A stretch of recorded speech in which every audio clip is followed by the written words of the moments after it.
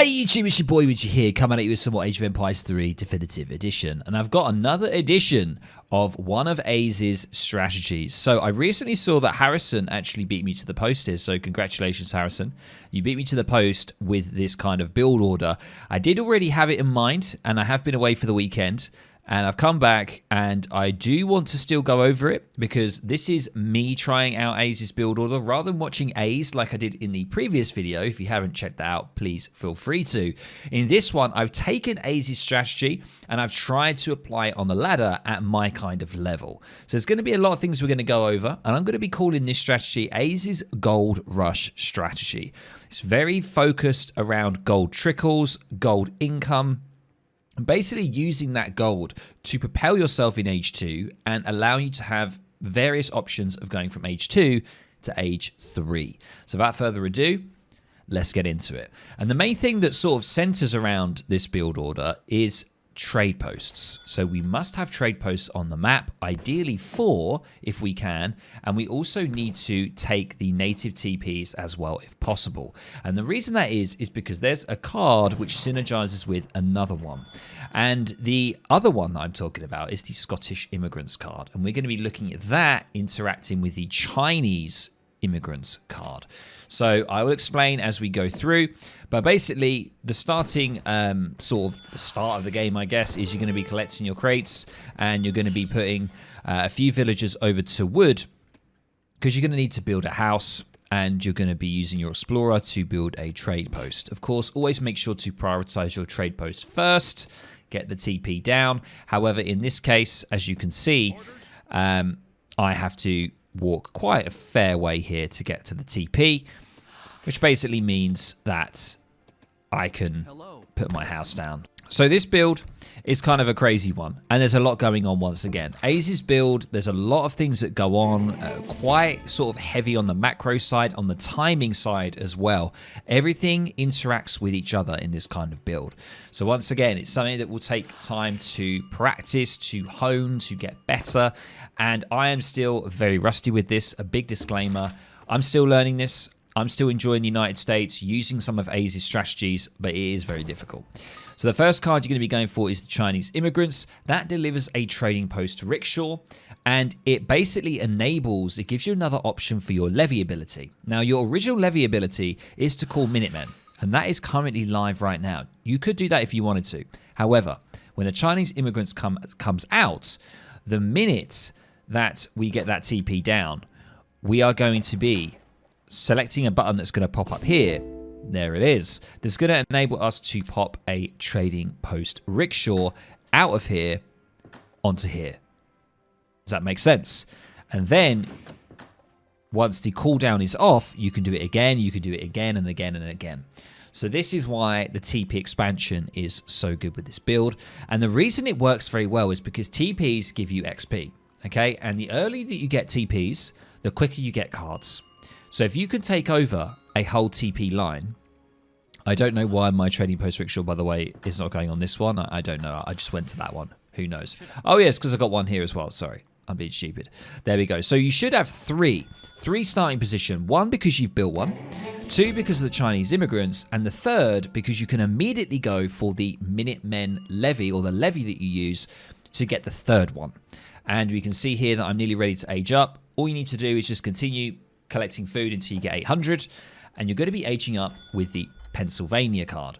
And also you're then going to get your second card, which is going to be capitalism, and that's going to be a coin trickles. This is the first start of the kind of gold rush kind of strat that I'm naming it. You know, it's kind of an A standard kind of build at the moment that he's doing a lot. I just gave it the name Gold Rush because there's a lot of gold involved with it. We'll see as we go down. But capitalism is coming in, 1.65 coin trickle rate there. And the Pennsylvania is coming in, which is going to give you 2 cards. One of them being a very crucial card for a church. And we'll talk about that because there's some interesting kind of unique upgrades that you can get from the church when you get that card. So all you need to do in transition is you're going to be wanting to mine. A lot of villagers are going to be needing to mine, and the reason that is because it's readying for our next card, which is going to be the Dutch Immigrants. So here is the deck, guys. I will show you it right now. This has been taken from one of the latest games that Aze has played, and I think some of them may change a little bit, but this is basically it. It's kind of an unusual deck. We don't see anything in Age 4, a lot loaded in Age 1, because essentially we're going to be going for Chinese immigrants. We've just gone for the coin trickle, the capitalism card there. The next one is going to be Dutch immigrants, and we need 300 coin for that. So in transition from Age 1 to Age 2, majority of Vils on gold, so we can get Dutch immigrants. And what that's going to do is going to get you a bank, and also, crazily as well, it's going to improve the yield of the mine and the work rate on it as well. So once again, we're talking more about that gold rush style. We're going for the Dutch immigrants as well. Okay, so still mining. There's the 300 coin. And I would probably suggest to maybe keep a couple of Vils still on gold as well. This is the kind of macro talk that I mentioned that's a little bit difficult, and it will take some time to get used to, because this is a very sort of flexible and versatile build. It can change. Normally, the first military building when we're going to get into Age 2 is going to be a barracks, but that could change. You could get a saloon down if you want to. If you need to go for maybe some owl hoots, some kind of unit that is a skirmisher unit, because by going the barracks, you're only going to be able to get regulars, and of course, regulars are heavy infantry. So there's a lot of things to think about with this build order, but most of the time, I would suggest going barracks. And we can see the Dutch immigrants now has come in, and the tempo is insane. The XP tempo is big because the bank is going to get you build XP. We've now got the military wagon from the Pennsylvania. That is coming out right now, and we're going to put that straight into the middle of the map, and we're going to put the inspiring flag. Very crucial. That increases the build rate and also training time of units as well. And the next card that we're going to be getting is the Philadelphia. So this is one of the unique cards that you get when you go for Pennsylvania. The Philadelphia Convention, it gives you a meeting house, and it provides it with unique federal state improvements. One of those is another gold trickle. Yes, you heard it. Actually, I don't know whether it's a gold trickle or whether it's actually just an increasing gold rate. I think it is a gold trickle. You guys can let me know down in the comments below. I've completely forgotten. It slipped my mind, but it's another gold upgrade or gold gathering upgrade that we're going to need. Now, sometimes what can happen here is you can have problems with population. I don't believe at this point Aze does build another house. I think he waits for his wood shipment, and then he goes ahead and builds his houses. However, I've struggled a little bit because of timings, because of that. Me personally, I do like to get a house down around this sort of time, just so it covers my population. So feel free to do that. And we can now see the barracks is in play. If you have a look at my vision here, I have also popped the levy again, and I've got a trading post right here. And the reason you're probably saying, you know, Widgie, why are we bothering with native TPs so much? What's the point? You know, why are we bothering? And the reason that is because it does synergize with another option that you have in your deck. And that option is the Scottish immigrants. Quite a crucial card here if you want to use it. And the reason it does is because it gives you one Highlander for every saloon, meeting house, or TP that you own. Now, the meeting house is something that you get from the card, which has just come out right here. We have the meeting house wagon. And the TPs right now, we currently have 3 TPs. Sorry, no, we have 4. We have a native TP as well. So when this meeting house goes down, we're going to have a total of 5 already. So we could ship 5 Scottish immigrants. Sometimes Aze likes to actually build another meeting house. So basically a church. He likes to build another one and then potentially also build a saloon as well. So he can really get the great value from this card. And yes, the card costs 400 coin, but we've got a lot of coin trickles and coin gathering upgrades along with the bank as well, which means we are just pumping coin right now. So you can see just 3 Vils on coin, but look at the coin rate going up. It's kind of insane. It's 398 a minute against 435 for food. You can see I've got my first batch of regulars out, and now I'm going to be going for the cords of 700 wood, which is basically to get some more infrastructure. It's to get a couple of houses, a market, all those good things. And what you're going to be wanting to get from the meeting house is you're going to be wanting to get the Pennsylvania pound. That's another coin upgrade that you're going to need to really help with the gold rush kind of strategy. And this is only available because of that card that we went for, because of the Philadelphia Convention. And the convention offers some other really good cards as well. Ones where you can get sharpshooters, you can get carbine cavalry for a bunch of food as well. So very, very good if you're stuck in a pinch. Just need to work on my herding a little bit here. But really, you don't really need to have a lot of vills on gold, guys. I'm being honest. Unless you want to obviously work towards the Scottish immigrants early, you really don't need that many on gold. And you can see I've already got a nice sort of batch of 10 regulars here.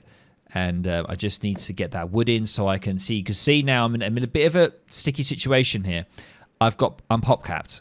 You can see wood is just about to get there. So there's a little bit of a gap there, probably in my efficiencies because I'm not amazing at the game.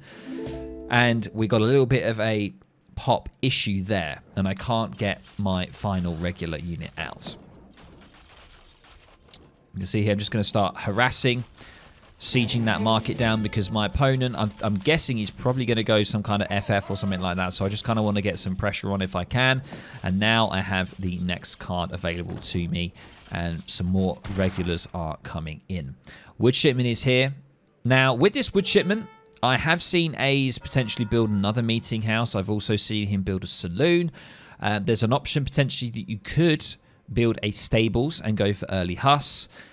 But mainly I like to get a few more houses and also get a market down as well. So we can really improve and get steel traps and just improve our eco. That's kind of a good thing to do if you are going to be playing in Age 2 for a little longer than you want to. Getting that extra sort of steel traps, placer mines is kind of crucial. Also getting the Vil upgrade would be good against any kind of raiding parties or raiding armies. Or civs like Germany, Russia. And you can see here I'm just getting straight stuck in here. Just moving around because I can see that there's some Ulans there. Try to chase them away, but I think probably getting the racks is probably the best thing to do here. There are Vils here that I didn't even know about. I'm really bad at this, guys. Yeah, I could have probably found and probably taken 3 or 4 of them out. Would have been quite huge. We've got another batch of regulars coming in. Hunting dogs now coming in. And here comes the next card. So the next card I'm currently getting in is a state militia. This is really nice because a lot of the time when you play against an opponent, they're going to try and counter your regulars. And the best way to try and offset that counter is by getting a batch of state militia. You can also use the wood that you've gathered to also train some state militia if you want to as well. So you're not using it as much for houses. What I would recommend is if you do want to get further wood, sometimes trading it at the market can be good because you've got a lot of coin income, you've got the bank, you've got various trickles, so you can buy the wood if you want to, if you're stuck in a pinch. But I would suggest having a few Vils maybe on wood if you want to, so that you can ensure that you have a steady wood income. You can see here that I'm getting the hunting dogs in now as well, and I'm going to try and just siege this racks down. I think I'm going to be able to do it. I really want to focus it down. So it's going to cause a problem for my opponent here. He's got 250 wood. And he is actually going Age 3. He's going for the marksman, which means he's going to be getting skirms. So he's already trying to counter my regulars here. And this is where you may get into a few problems that I found, is trying to deal with FF civs, especially if they go for a unit that can really counter your regulars. And we're going to be seeing him age up very, very shortly. And I've got a few more Vil kills there, which is very nice. Now my state militia are on the way. Just trying to siege the TC here. Probably should have just gone for the house. And now the skirms are here. And now I need to back off. I say that. I need to back off and I'm going in. I wanted to go in on this because I had the state militias. But I realized this probably wasn't the best idea to do this because I've got no way of snaring. I've got no way of slowing these skirms down. And they can just keep poking and moving back and stuff like that. So probably not the best engagement for me there. I do have a card available that I haven't selected yet. And this would be a good time to potentially go for the Scottish immigrants. And there it is. Scottish immigrants are in now. So I'm going to be getting 5 Highlanders. They're going to be coming in to bolster my ranks in Age 2. And another batch of state militia are coming out. So I use some of my wood there. And you can see I'm starting to move a couple of vills over to wood. I've still got too many vills on gold. You can see the amount of gold in here. I can probably take 3 of those off and get them on food. Something that I've also missed is I've missed steel traps. So I've used my wood on the state militia to miss steel traps, which is really bad. So always make sure to get steel traps, guys. Always remember. And look, I could have probably gone up here and actually raided these vills if I saw them. But we are going to get some juicy vill kills here. Settler wagon does go down, which is nice. And then I'm going to back off. And I'm going to continue to create regulars. So this is kind of the point that you may get at. You may get to this kind of stage. You've done a lot of the opening cards. You've got your TPs. You've got a good amount of XP coming in. You're about to get your Scottish Highlanders. What I would recommend after the Highlanders is take a sort of view of the game. If you think you can finish the game, finish it in Age 2. If you're not 100% sure, like in this instance, for example, where the opponent has gone Age 3, what I would probably recommend is just to back off and age up. The reason aging is so good is that you probably won't have to use your 700 coin because you've got so many trickles. You've got so many coin gathering upgrades and trickles. It means that you can just naturally gather that coin and make sure to get the majority of your vills on food, and you'll be ready to go to Age 3. So that's what I kind of recommend. And also, you always have an option to upgrade the trade line at some point later in the game when your XP curve kind of will sort of flatline a little bit more and sort of just slope out a little bit. I would really recommend upgrading the TP line for further eco. And you can see 6 Highlanders are now going to be coming in, which is fantastic. He's going to be pushing me with a militiaman, and I'm going to try and just take this out here. And you can see now my next card is Irish Immigrants. Another great immigrant card that's going to give me 6 villagers. That's really going to boost my eco. A great sort of option as well once you start to run out of the kind of the military and the wood shipment. A great one is to go for that, and also to go for Virginia Assembly when you're thinking about aging from 2 to 3. Think about that. When you're thinking about it, get Virginia Assembly, General Assembly, so that you can increase the rate at which you go from Age 2 to 3. So it will cut off a load of time for you, which is really, really good. So you can do a quick age up. You can now see I'm finally getting in steel traps. Better late than never. And look at my macro now. Now I am feeling like I'm ready to get into Age 3. And he is sieging a TP line here. And I'm going to pop another trade post rickshaw. And I'm going to probably send it over to the Shaolin Temple here. And off it goes. You can see, I'm just going to back off right now. There's no point overcommitting and losing further units. And you can see now Virginia General Assembly is on. Once I've said, guys, like when you're getting perfect like this timing's great. When you're getting ready to get into the next stage, Virginia General Assembly is what you ideally want, because the state capital building gives you the upgrades that can essentially chop off a ton of time from Age 1 to, from Age 2 to Age 3. It's the card that you use when you go for a fast fortress. You can see here that he's trying to bolster a few units. He's actually got an Ulan shipment here, which is no issue for me because I've got a lot of heavy infantry. My state capital wagon is out now, and now I'm aging up with Kentucky. Now, there's many age ups you can do. There's many options, and this is what I love about the United States. My favorite one at the moment is Kentucky, which gives you 5 sharpshooters, and it also gives you 2 new cards. One of them will deliver 2 gold mines, 2 like sort of coal mining gold mines to your base. So if you're strapped for gold later on in the game, it's fantastic. And also it means that it can be very close to your TC, so it can be very defensive, and you probably won't get raided. And also the gold gather rate on those is increased. And the other one, which is my fantastic, is every card that you've shipped in the game so far, you get 1 sharpshooter.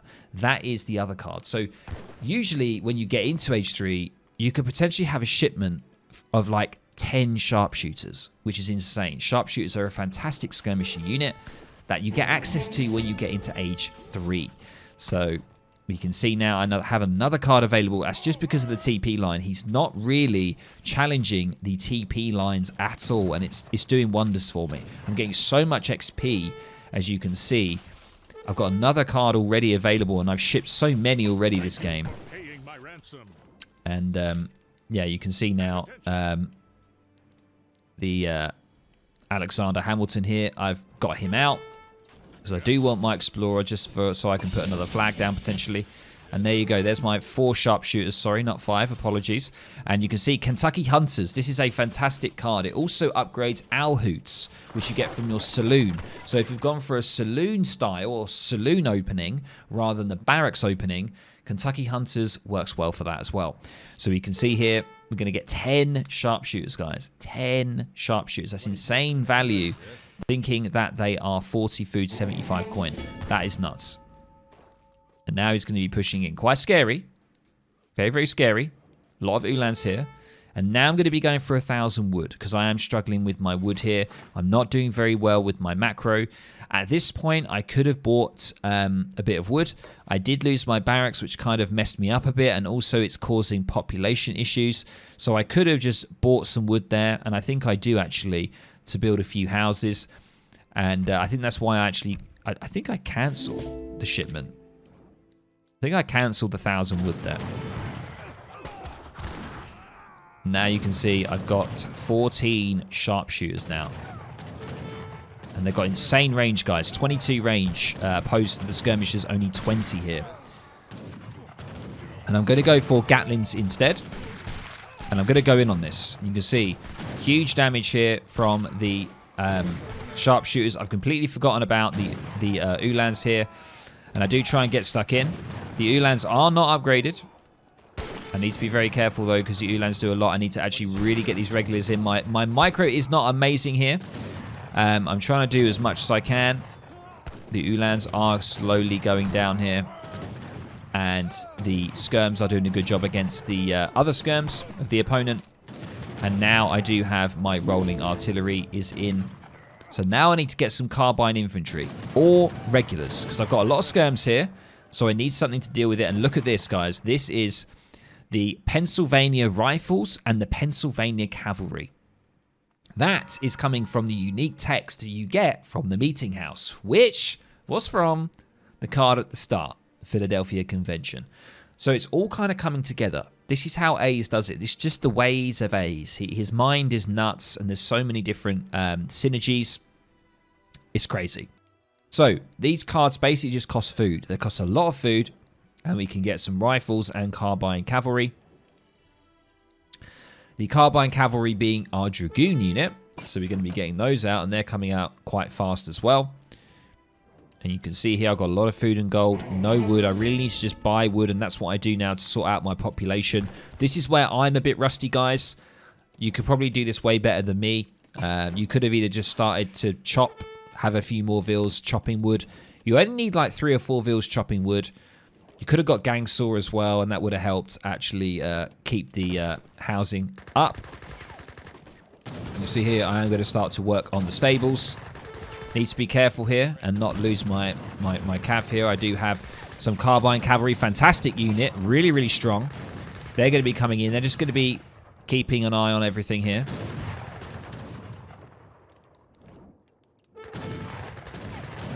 I could just use my artillery on these skirms, but I'm not for some reason. I'm just wanted to take out the stables. The reason I wanted to is because I didn't want any more Ulans coming out. I did not want any more of that at all. And now I'm going to be trying to push in here. Doing the best I can. And I do have actually some veteran regulars on the way. And now it's coming in. I need to really move these carbine over. And unfortunately, I'm not doing the best job here. And me being me, I'm going to lose the Gatlings here. But overall, we've managed to do it. So really poor micro from me. I didn't have enough carbine cavalry there, and I should have put my regulars into melee, and I didn't. But there is the GG. A little bit sloppy from your boy Widgie here. It's a bit sloppy, but I'm hoping that you guys have learned something from this build order. It's kind of a wild one. I absolutely love it. I love the versatility. I love how flexible it is. I love the fact that, you know, in Age 2, you can drop a saloon. You could go barracks. There's so many different things you could do. If you don't want to go barracks with regulars, you could go saloon, and you could go for owl hoots.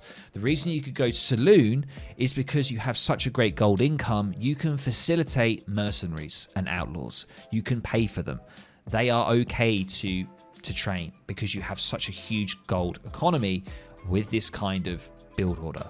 And also, as I mentioned, the TPs, they lend themselves to potentially being upgraded as well. So you could upgrade the trade line. You could upgrade it and put it on wood, for example. That would sort your housing issue out, anything like that. There's many other ways that you can play it. I don't normally see Ace upgrade the TP line. He kind of keeps it just on XP, but that is also potentially another option. Hopefully, guys, you have learned something from this. I will, of course, always leave the kind of deck on the screen there with kind of a card order for you as well. Let me know down in the comments below if you've seen Ace actually play this. And, of course, just big props to Ace himself, a fantastic player. I think he's like rank 6 at the moment, and he's doing a blinding job. And I will put down his Twitch information down below so you can go check him out. Thank you very much, guys. Hope you enjoyed it. I'll catch you in the next video or the next stream. See you later, guys. Bye.